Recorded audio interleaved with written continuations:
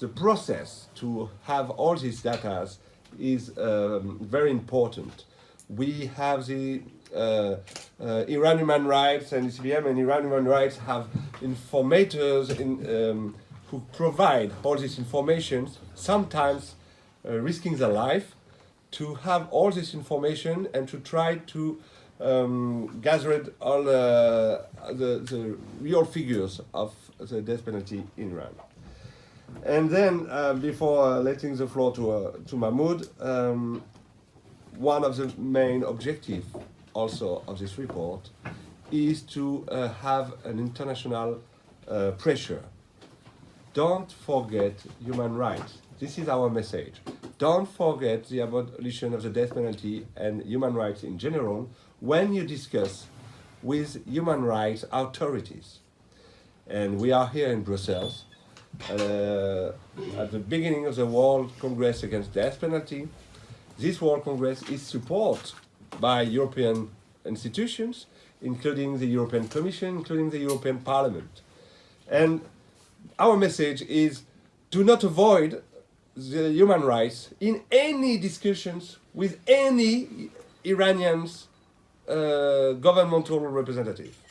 This is the base of any discussion. And I think that this is a role of the media as well, to always link. In the past, when we were talking about Iran, it was only about nuclear issues, only that. And now it's only about Trump and Iran and so on. We ask every time, and please, for the media, please towards the European institutions, include human rights in your discussion, include the abolition of the death penalty in this discussion. Maybe now, for the figures, I think the best thing is to let the floor to Mahmoud. Yeah, thank you very much. Of course, I support anything that Rafael said, that we want human rights to be on top of the agenda between EU and Iran in any dialogue. So as Rafael mentioned, we use different sources for to make this report. Some of the sources I have written there, they're official media, websites of judiciary, so they are officially announced, but most of the executions are not officially announced. They are a secret. And we provide these numbers by information through the families, lawyers, sources within the prisons, and other human rights groups, and all officially unannounced executions have been confirmed by 2 independent sources. So you can imagine it is very difficult to confirm through 2 independent sources under those conditions. So the numbers we provide are lower than the actual number, but we believe that it's the most realistic report to be presented at this time. So if you look at the execution trends throughout the year, the yellow is the numbers that have not been announced officially. Most of the executions are not announced. And this year we had 273 executions, which we could confirm through 2 independent sources, and 66% of them were not announced officially.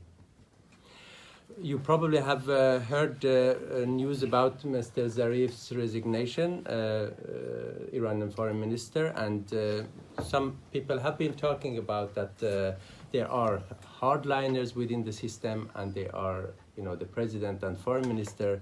And I can, based on our numbers, if we compare the 2 presidents, Ahmadinejad and Rouhani, Ahmadinejad's 8 years and Rouhani's 5.5 years.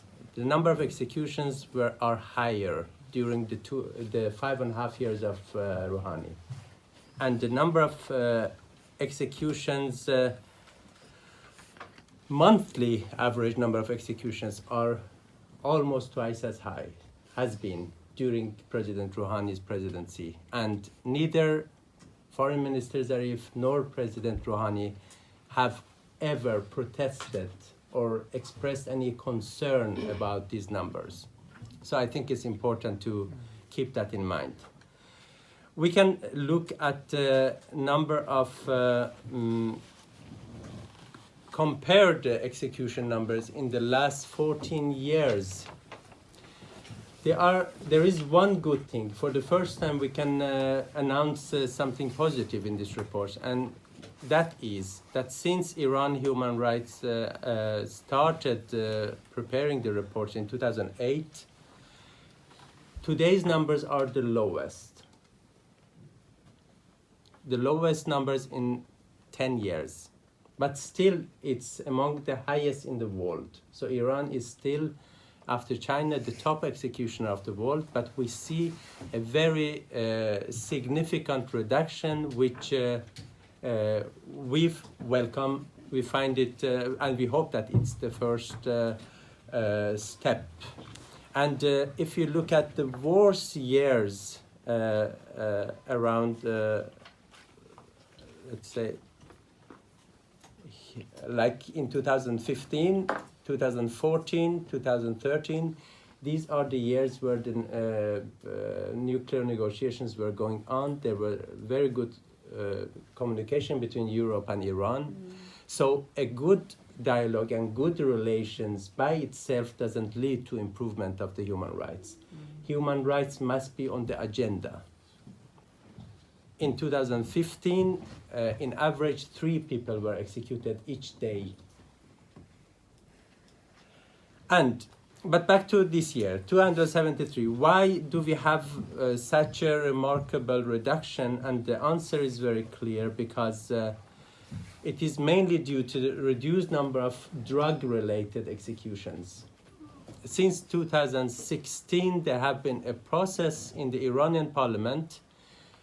The EU has put it on top of their agenda, and there have been tremendous international pressure. And as you can see, the numbers this year are 24 in 2018, compared to 231 the year before, and so on. So it's the lowest number recorded, and that's the good thing is that it's because of enforcement of a new law.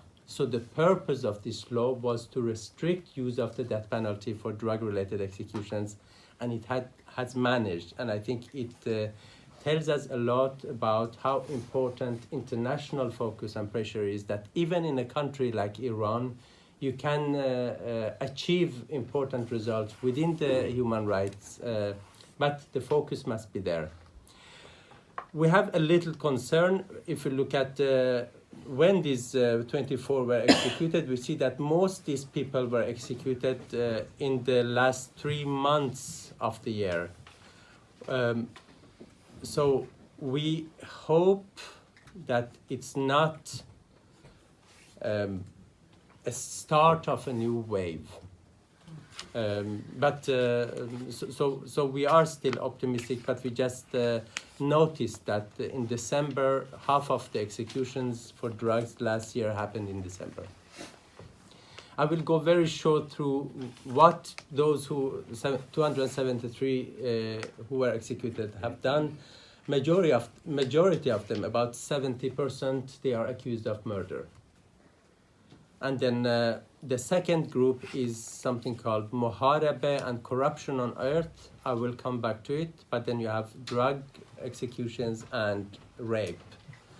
So when it comes to Muharebe and corruption on earth, these are two terms from Sharia. Muharebe means being at war with God. And corruption on earth is legally a very vague expression. It's up to the judge to decide whether what you have done is beyond a certain extent, which makes it corruption on earth. For example, economic corruption, it doesn't become corruption on earth automatically. It's up to the judge to decide. Or many other things. For example, one of the people who were executed for corruption on earth, he was accused of being leader of a fake spiritual group.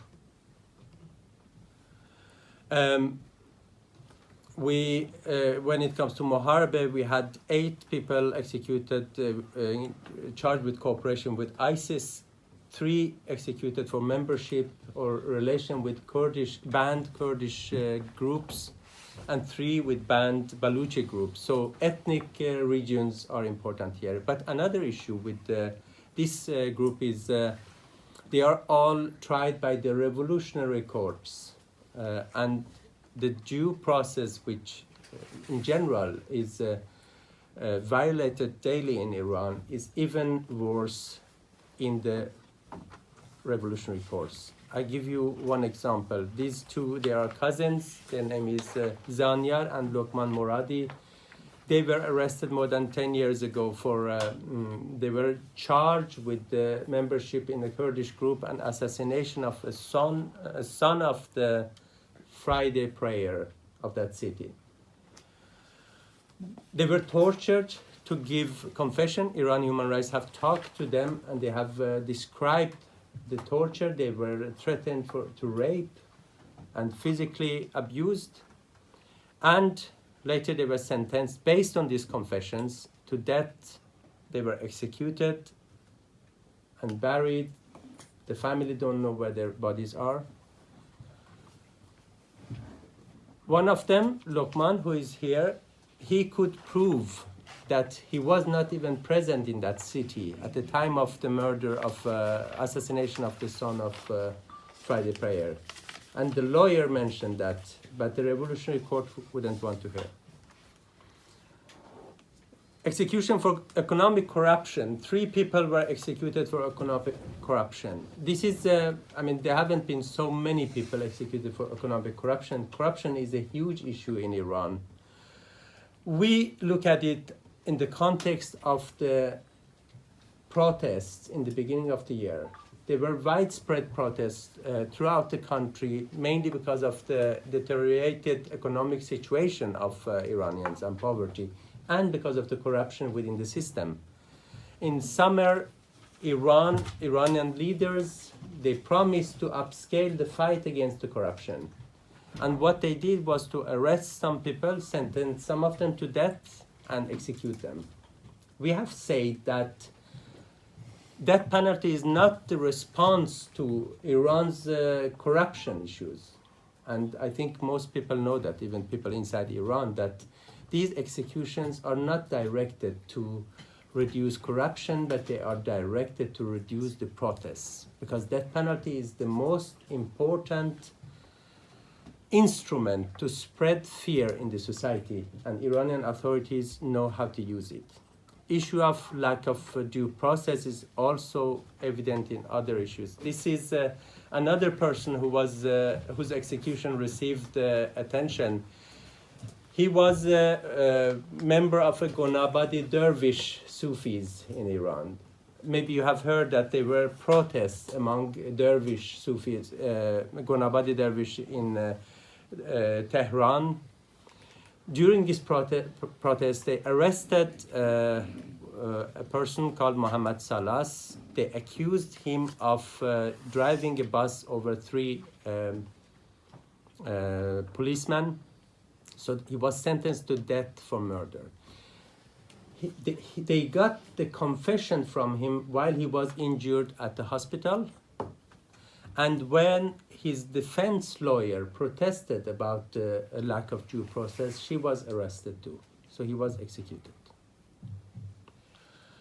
I talk about the reduction in number of drug-related executions. That's unfortunately the only positive things we can say about this year's report. Iran still is the biggest executioner of juvenile offenders in the world. And I think in the last few years, Iran is the only country executing juvenile offenders. In 2018, 6 juveniles were executed, and 2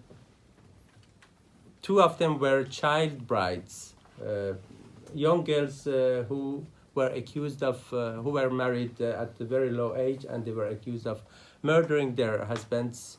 I will not come into the detail, but you can read more about Mahbouba Mofidi, who actually didn't committed the murder the way she told her lawyer later. Right now, there is a juvenile at imminent danger of executions, Mohammad Kalhour. UN Special Rapporteurs, a few days ago, they published an urgent action. He's accused of murdering his teacher when he was 15. According to the state medical experts, he was not mentally fit and he had also deep depression. So they meant that he couldn't be given the responsibility. But the authorities didn't listen to it, and he can be executed any day from now. Another issue, so one of the issues that Iran Human Rights and ECPM have called on, especially on the EU, is to put the issue of juvenile offenders on top of the issue. We cannot tolerate that in 2019, countries still put death penalty on children. And Iran is the only one right now. And I think sustained pressure can give results here.